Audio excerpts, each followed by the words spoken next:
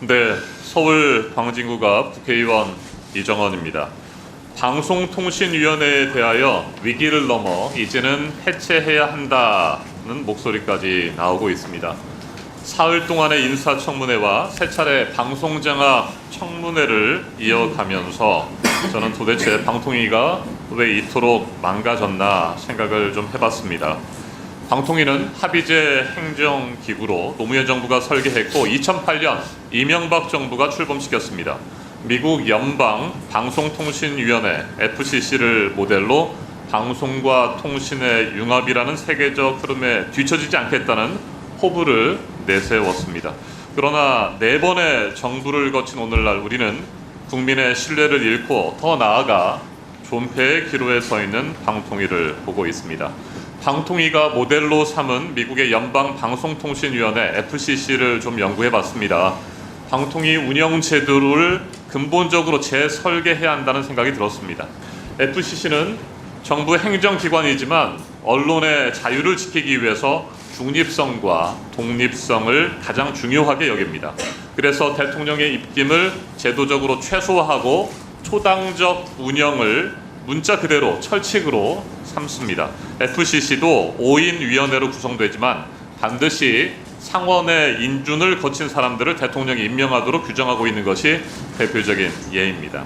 우리는 이 부분을 명심해야 합니다. 만약 여소야대 의회라면 야당 소속 위원이 더 많아질 수도 있는 구조입니다. 또한 FCC는 철저한 민주적 통제 원칙을 따르고 있습니다. 민주적 통제는 민의를 대변하는 의회 감사권을 통해 이루어집니다. 미국 의회가 FCC에 질의하고 조사하면서 자료 제출을 요구할 경우 FCC는 이에 반드시 응해야 합니다. 그리고 의회 감사 시 5인의 위원들 모두 출석해서 질의에 답변해야 합니다. 현재 7월 31일 속기록 등 자료 제출 요구 그리고 오늘 국회 청문회 출석 요구를 모두 무시하고 있는 이진수, 김태규 두 사람은 미국이었으면 민주주의 파괴 주범이라는 호된 비판을 받을 것입니다. FCC 운영의 핵심 원칙은 합의와 투명성입니다. FCC의 주요 결정이 이루어지는 회의에는 적어도 3인 이상의 위원이 출석해야 공식 조치를 취할 수 있습니다. 그리고 최종 표결 전에 공개 토론을 갖고 연방회의 공개법, 이른바 선샤인 액트에 따라서 대부분의 회의를 일반인에게 원칙적으로 공개합니다. 미국 시민들은 누구라도 위원회 회의를 방청할 수 있고 민원을 통해서 의견을 제출함으로써 의사결정에 참여할 수 있는 것입니다. 만약 FCC 위원들이 한국방통위의 현재 운영 실태를 봤다면 어디 가서 본인들을 모델 삼았다고 이야기하지 말라 이렇게 강하게 반발했을 것이라고 저는 생각합니다. 자료 제출 요구를 거부하고 버티고 있는 김태규 직무대행의 긴 입장문을 읽어봤습니다. 이미 최민희 위원장께서 하나하나 논파하셨기 때문에 제가 여기서 긴 말을 보태지는 않겠습니다. 김태규 직무대행은 국회 증언감정법 제3조에 의해서 출석 및 증언에 대한 거부 의사를 밝혔습니다. 본인이 국회 증언감정법을 법적 근거로 삼았다면 같은 법 제4조에 따른 자료 제출의 의무는 왜 따르지 않는 것입니까?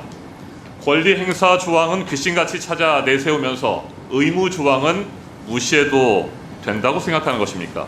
법조인이라서 법을 자기 마음대로 이용해도 된다고 보는 것인지 저는 묻지 않을 수 없습니다. 다시 말씀드리지만 국회 증언감정법에 따르면 국가 안위에 중대한 영향을 미칠 수 있음이 명백하다고 소명되는 경우에만 자료 제출 거부가 가능합니다. 논쟁의 여지가 없습니다. 7월 31일 공영방송 이사 졸속 선임은 국가안보와도 전혀 무관했습니다. 오히려 추천되고 임명된 이사들의 면면을 보면 국가안보가 아니라 국가의 품격을 심각하게 떨어뜨리고 있다고 판단됩니다.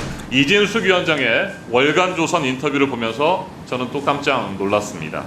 본인이 문화예술인들을 좌파와 우파로 갈라놓고서는 좌우 균형이 중요하다는 이야기를 어떻게 아무렇지도 않게 거리낌 없이 할 수 있다는 말입니까? 한두 시간 만에 졸속으로 공영방송 이사 선임을 처리했으면서 자료를 일일이 살펴서 논의했다라고 어떻게 말합니까? 부적격 인사들, 본인과 이해관계가 얽혀있는 인사들을 임명해 놓고서 직무 수행 능력을 최우선으로 봤다라고 어떻게 거짓말할 수 있단 말입니까? 이외에도 열거하기 힘들 만큼 자기 분열적인 언어가 가득한 인터뷰였습니다.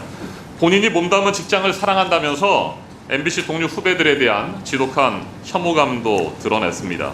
MBC를 이라크의 사담 후세인 정권에 비유한 부분은 충격적이었습니다. 이건 단순한 노조 혐의가 아닙니다. 자신의 과거를 배신하고 가족 같은 동료들의 가슴에 대못을 박는 비인간적인 모습을 드러낸 것입니다.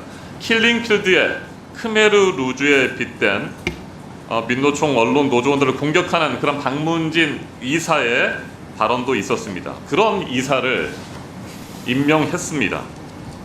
사담 후세인의 이라크에 MBC를 비유했습니다. 비유를 해도 어찌 이런 비유를 할 수 있단 말입니까? 저는 도저히 이해할 수가 없습니다. 조성은 사무처장님, 네, 방송통신위원회가 KBS 이사 그리고 박문진 이사를 선임하는 과정에서 두 가지 절차를 진행했습니다.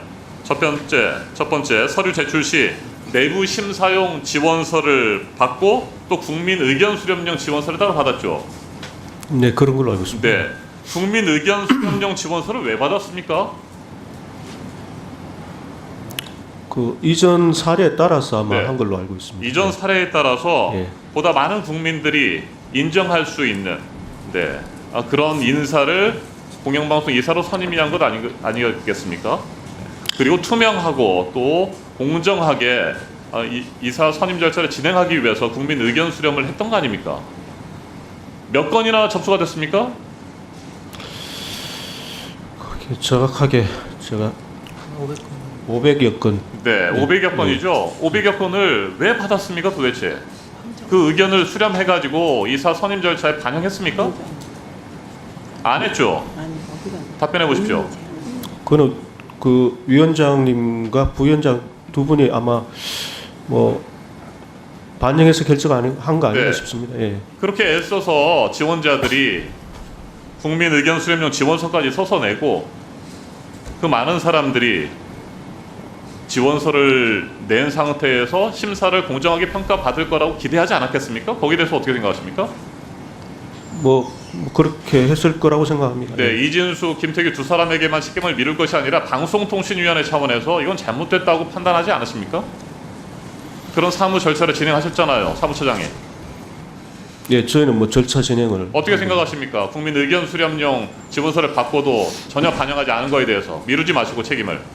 아니 뭐 전혀 반영하지 않은 건 아니라고 생각합니다. 그러면요, 어떻게 예. 반영했습니까? 아니 뭐 두 분이서 그 부분까지 뭐 같이 그 검토를 하지 않았나 싶습니다. 예. 한두 시간 안에 그 부분까지 다 검토했다고 확신할 수 있습니까?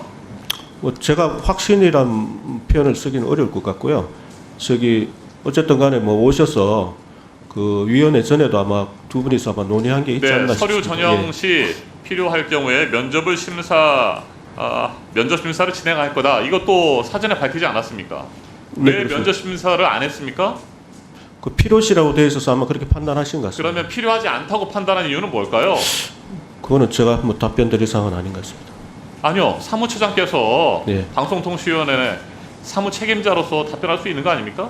충분한 그런 의견도 제시할 수 있잖아요. 아니 그 뭐 선임 계획은 그렇게 되어 있는 거니까요. 더군다나 지원자들이 물어보면 필요할 경우에 면접할 수도 있다. 그래서 면접을 준비한 지원자들도 많이 있었다는 거 아닙니까? 미안하지 않습니까? 면접 심사를 통해서 국민을 대신해서 질의하고 공영방송 이사의 자격과 능력을 검증하기 위한 거 아닙니까? 그래서 면접 심사를 할 수도 있다고 했던 거 아닙니까? 어떻게 생각하세요? 뭐 그랬던 거 아닌가 싶습니다. 예. 네. 그랬는데 그렇게 안 하는 걸로 결정한다면 아무런 의견도 제시하지 않습니까? 사무처에서는? 그냥 두 사람이 이진수, 김태규 두 사람이 결정하면 그대로 따라가는 게 사무처의 역할입니까? 뭐 사무처는 위원회에서 결정한 대로 뭐 갈 수밖에 없는 그런 조직인 것 같습니다. 네. 이진숙 위원장은 월간조선 인터뷰에서 충분한 시간을 갖고 자료를 일일이 살펴 논의한 후 의결했다고 했어요. 충분한 시간을 갖고 일일이 살폈다고 보십니까? 그 부분도 뭐 제가 답변 드린 건 적절하지 않는 것 같습니다.